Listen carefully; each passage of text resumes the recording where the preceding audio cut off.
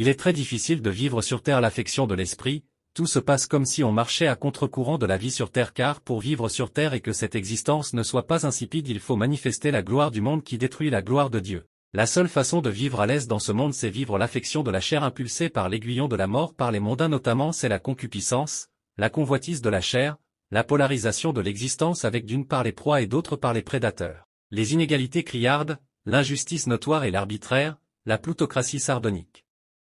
C'est la source du déséquilibre écosystémique sur Terre et c'est de cette façon qu'on vit dans le monde. À la naissance tous les êtres humains sont des charnels, c'est-à-dire le dépôt divin en eux n'est pas encore activé, le vieil homme règne encore en maître et là où le vieil homme règne il est impossible d'activer le dépôt divin.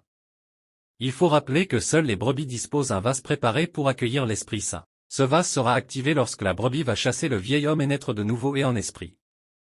Les reprouvés ne peuvent pas naître en esprit car ils n'ont pas de vase préparé pour accueillir l'Esprit Saint car le vieil homme est définitivement installé. C'est pourquoi il est dit que les reprouvés ne sont pas évangélisables.